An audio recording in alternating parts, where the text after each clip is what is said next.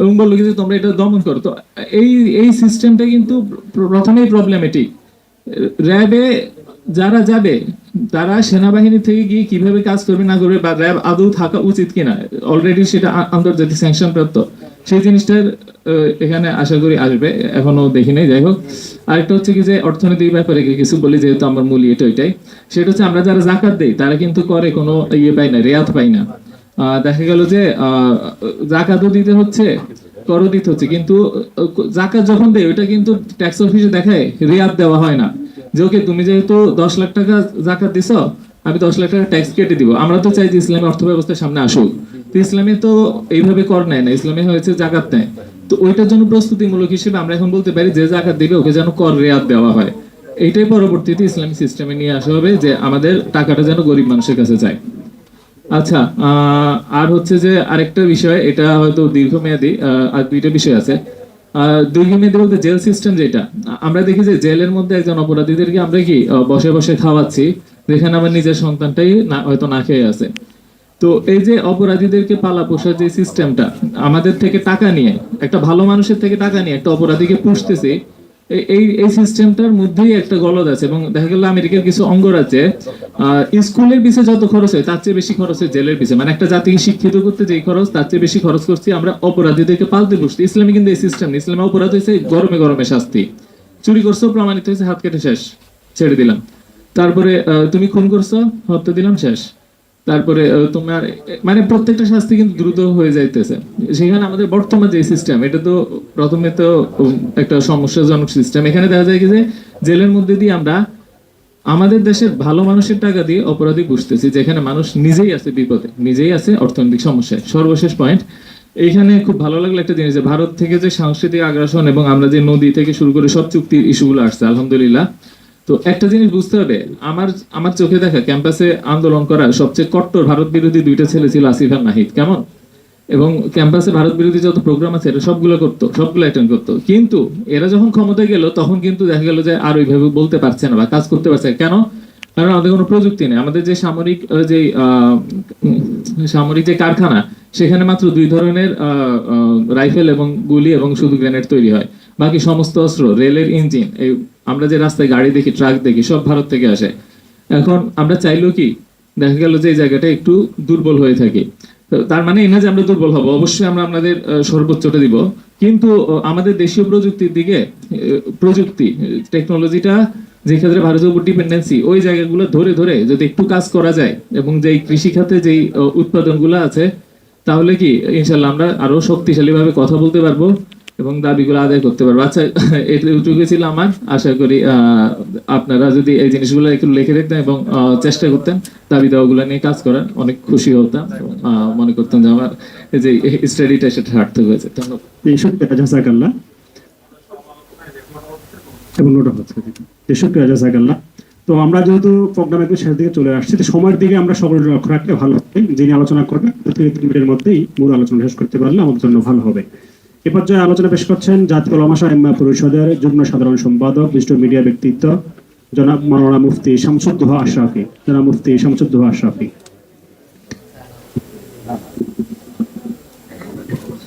আসসালামু আলাইকুম ওয়া রাহমাতুল্লাহি ওয়া বারাকাতুহু।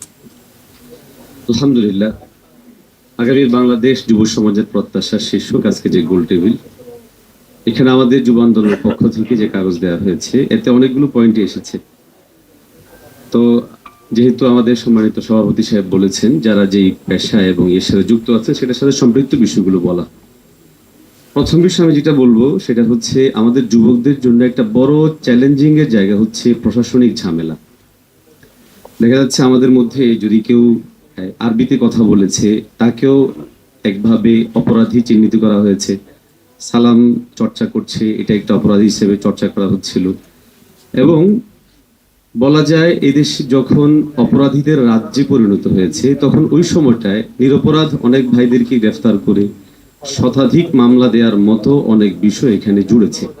ফলে আমাদের স্কুলে, কলেজে, ইউনিভার্সিটিতে বিভিন্ন জায়গাতেই ইসলাম চর্চা, ধর্মীয় চর্চা কিংবা নিজে মুসলিম এই বিষয়টা পরিচয় দেওয়াটাও আমাদের অনেক যুবক ভাইদের জন্য এক ধরনের পেরেশানিকর বিষয় হয়ে দাঁড়িয়েছিল। আমরা মনে করি যে আমরা যুব আন্দোলন সহ যারা কাজ করছেন, যুবকদের এই বিষয়টা নিশ্চিত করা জরুরি। দ্বিতীয় হচ্ছে, আমাদের যুবকদের স্পিডকে কাজে লাগিয়ে অনেক সময় অনেক ধরনের শক্তি কাজ করার চেষ্টা করে, এবং আমরা দেখেছি যে আমাদের বাংলাদেশকে নিয়ে বরাবরই টানাপোড়েন ছিল। সাম্রাজ্যবাদী শক্তি, আধিপত্যবাদীদের বিভিন্ন ধরনের তৎপরতা ছিল। তো ইদানিং সময়ে যে বিষয়টা বারবার আওয়াজে আসে সেটা হচ্ছে সাম্রাজ্যবাদের আগ্রাসনের একটা ভয় কিন্তু আমাদের বারবার কাজ করছে। এবং আমরা দেখেছি পাকিস্তান, আফগানিস্তান সহ পৃথিবীর যে কোনো জায়গায় আমেরিকা তার সাম্রাজ্যবাদী তৎপরতাকে বাস্তবায়নের লক্ষ্যে এক ধরনের অপতৎপরতা চালায়। সেটা অনেক সময় এমন লেভেল থেকে হয় যেটা অনেক সময় আমরা উপলব্ধিও করি না। সেক্ষেত্রে দেখা যায় তারা তাদের জায়গা থেকে বেশ কিছু লোকবল যুক্ত করে, যারা ওই দেশীয় বিভিন্ন চলমান যে সমস্ত রাজনৈতিক শক্তি আছে কিংবা সম্ভাব্য রাজনৈতিক শক্তি আছে সেগুলোকে নস্যাৎ করার জন্য বিভিন্ন ধরনের ইস্যু তৈরি করে। এই বিষয়গুলো আমাদের খুব গভীরভাবে বোঝা দরকার, এবং বিশেষ করে পাকিস্তানে যে বিষয়গুলো ঘটিয়েছে বারবার সাম্রাজ্যবাদী আমেরিকা, এবং সেখানে বিভিন্ন গোষ্ঠীকে তৈরি করে মুসলিমদের পারস্পরিক রক্তারক্তি খুনাখুনি তৈরি যে বিষয়টা তৈরি করা হয়েছিল, এবং এক্ষেত্রে সম্ভাব্য অনেকগুলো মেধাকে যেভাবে নিঃশেষ করে দেওয়া হয়েছিল, আমাদের যুবকদের এই জায়গাটা খুব করে খেয়াল রাখতে হবে। আমাদের স্পিডকে যেন অপজায়গায় কে ব্যবহার করতে না পারে, এই জায়গাটা আমরা আমাদের যুবকদের জানমাল নিরাপত্তার পাশাপাশি তাদের মেধার মূল্যায়নটা জন্য এবং তাদের মেধা যেন অন্যায় কোথাও ব্যবহার না হয়, এটা আমাদের নিশ্চিত করা জরুরি। আরেকটা বিষয় যেটা আমি আমাদের আলোচনার বাইরে গিয়ে বলবো সেটা হচ্ছে যুবকদের একটা বড় সমস্যা ভাই বেকারত্বের। আর আমরা আমাদের যুবকদেরকে যদি সেট আপ করতে চাই, সেক্ষেত্রে আমাদের সরকারি যে সমস্ত স্তরগুলো ছিল, পুলিশ, র্যাব এবং বিভিন্ন সরকারি বাহিনী যে বিষয়গুলো ছিল, সেখানে আমরা আমাদের বর্তমান যে যুবকরা আছে তাদেরকে আমরা কেন এখনো সেট করতে পারছি না?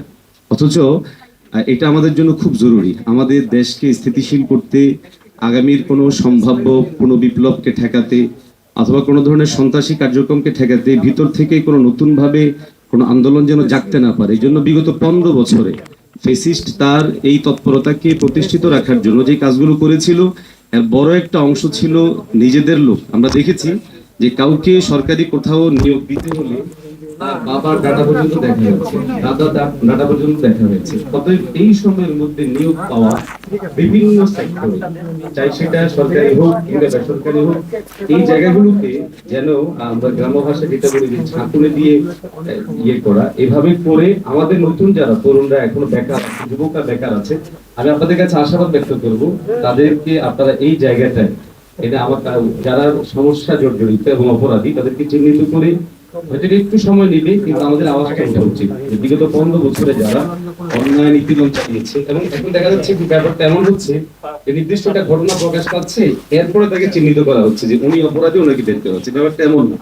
আমরা আশা করব আমাদের যুব আন্দোলনের মাধ্যমে এই আওয়াজ আমাদের বর্তমান অন্তর্বর্তী সরকার পর্যন্ত পৌঁছে যাবে, যে বিগত সরকারের 15 বছর বা 16 বছরের সময় ধরে সে ধীরে ধীরে তিলে তিলে বিভিন্ন স্তরে পর্যায়ে যে বিশাল জনশক্তি দাঁড় করিয়ে সে তার দানবীয় এই চরিত্রটাকে বাস্তবায়ন করতে পেরেছে।